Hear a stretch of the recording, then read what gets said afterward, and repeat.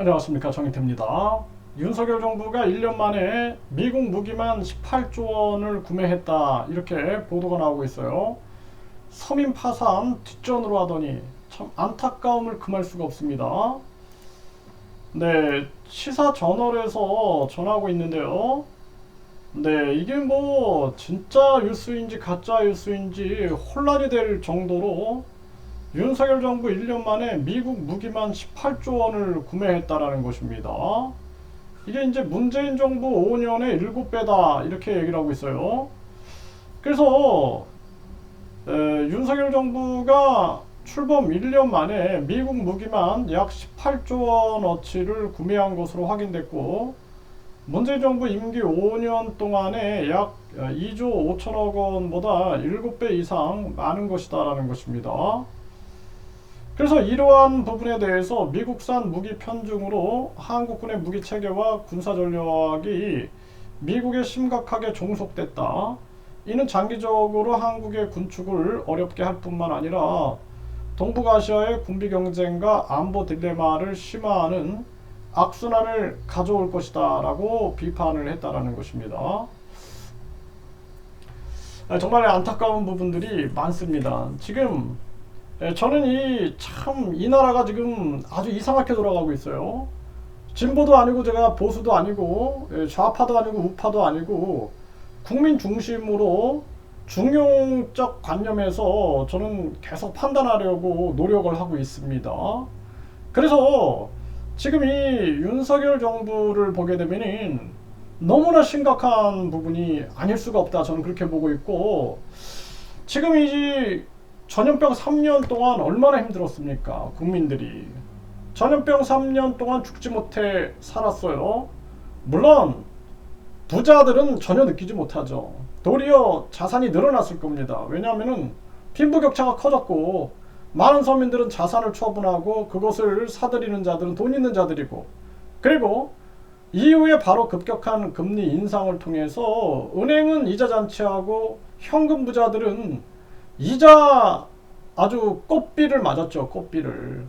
근데 서민들은 자기의 삶의 터전을 잃어가고 자살하고 있는 그러한 정황입니다. 얼마나 안타까운 일입니까? 그리고 지금 상황도 보십시오.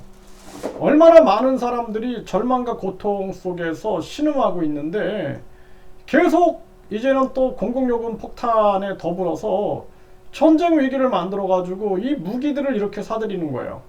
그러니까 미국의 이익을 위하여 있는 게 아닌가. 이 대통령이 지금 미국의 이익을 위하여 움직이고 있는 게 아니냐. 저는 그렇게 생각을 안 할 수가 없고, 일본의 이익을 위해 존재하고 있는 게 아니냐. 전 문재인 정부는 완전히 중국몽에 빠져 있어가지고 국민들이 비판을 했죠. 거기에다가 친북 정책에 의해서 비판을 했는데, 이번 정부는 완전히 지금 바이든과 기시다에 완전히 갖다 바치는 이러한 정치를 하고 있는데, 이거 심각한 문제다라는 것입니다. 정말 안타까움을 금할 수가 없어요. 우리가 북한 공산당과 중국 공산당에 당당하게 맞서서 국가보안법과 그리고 국제 간첩제재법, 국제 스파이 단속법을 통해서 단호하게 안보를 지키는 거 굉장히 중요합니다. 그리고 우리나라는 자체 핵무장을 해야 돼요. 자체 핵무장. 미국한테 이용당하면 안 된다라는 거예요. 미국은 계속해서 한국의 자체 핵무장을 방해하면서 자기들의 이익이거든, 그게. 왜냐하면은 계속 핵우산 얘기하면서 결국에는 이렇게 무기 판매하고 전쟁 위기 만들어가지고 미국은 이익을 추구하고 있는 것입니다. 그런데 우리는 계속 미국에다가 이러한 일들을 하고 있는 거예요. 아니, 국빈 요청을 받으면 뭐하냐라는 거예요. 그게 무슨 의미가 있냐래. 길거리에서 라면 한 그릇 먹더라도 국익을 위하여 움직여야 된다는 것입니다. 네. 아니, 이거 미국 가갖고 노래 부르고 미국 가서 그 대접받으면 뭐하냐라는 거예요. 나는 차라리 길거리에서 라면 한 그릇을 먹어도 우리 국익을 위하여 임하겠다라는 각오를 가져야 된다는 것입니다. 대통령이면. 이게 뭐하는 겁니까? 국민들 죽어나가도 뒷전이고 뭐하는 정치를 하고 있는 건지 모르겠어요. 전 정부는 완전히 북한과 중국에 목을 매더니 이번 정부는 완전히 일본과 미국에 완전히 목을 매고 있는 그러한 행위가 아니냐. 가슴 아픈 현실이 아닐 수가 없습니다. 지금 쏠까요 말까요 묻지마. 이렇게 북두려워한 군인의 귀환, 군 어떻게 바뀔까? 그러니까 이 사람도 마찬가지입니다. 이거 뭐 정치적으로 무슨 댓글 관련해 가지고 계속해서 재판받고 그러지 않았습니까? 그런데 지금 또 계속 군사 전쟁 위기를 만들면서 이거 북한이 무서워하는 사람이다 하면서 또 띄우고 있는 거예요. 그리고 이걸 가지고 이 우파 세력들은 옛날 미국 소련 체계에서 벗어나지 못하고 만세 부르고 있는 겁니다. 만세 부르고. 이게 뭐하는 정치인가? 저는 안타까움을 금할 수가 없어요. 정치 수준이 완전히 1970년대 80년대로 후퇴해버린 그러한 상황입니다.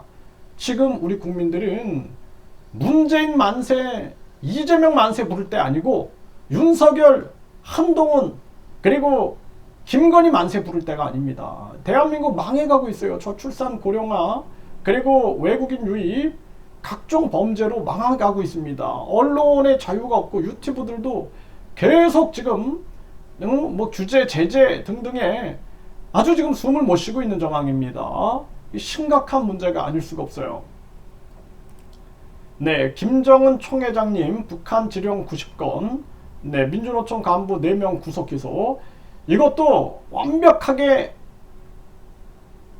털어내가지고 이거 완전 잡아내야 됩니다. 네, 있을 수 없는 일이에요. 그래서 이 민주노총이 노동자의 권익, 노동자의 미래를 위해서 일해야지. 이게 이제 조사가 나오겠지만 사실이라면은 이건 엄정하게 털어내야 된다. 저는 그렇게 보고 있습니다.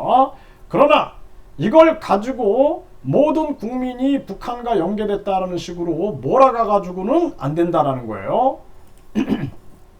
북한 지령 받아서 정보 수집 혐의 민주노총 전 간부 구속 기소했다 이렇게 나오는데 이거는 객관적으로 신속하게 빨리 밝혀내야 된다. 모든 것을. 그리고 사안별로 이 사람들이 그랬으면 그 사람들만 충분히 그럴 수 있어요. 북한이 공작해가지고 또 친북 세력들이 결탁해가지고 충분히 이러한 상황을 만들어낼 수 있다는 거예요. 그거만 콕 집어갖고 핀셋으로 콕 집어가지고 만들어야지 민주노총 전체를 친북 세력으로 몰아간다든지 또는 윤석열 퇴진을 외치는 많은 국민들을 친북 세력으로 몰고 간다 그러면은 있을 수 없는 일이다. 저는 그렇게 봅니다. 그래서 지금은 중용의 가치가 중요하다. 중용의 가치를 가지고 우리가 어느 쪽으로도 치우치지 않으면서 판단을 하지 않으면은 대한민국의 미래가 없다라는 것입니다. 정말 심각한 문제가 아닐 수가 없습니다. 이 부분이 이게 논쟁이 될 거고 지금 이 윤 정부가 전쟁 위기를 자꾸 고조시키고 지금 뒤에서는 이러한 행위를 했다라는 부분들이 지금 드러나고 있는데 안타까움을 금할 수 없고 앞으로 국민들의 계속된 저항이 이어질 것이다. 이렇게 예측을 할 수밖에 없습니다.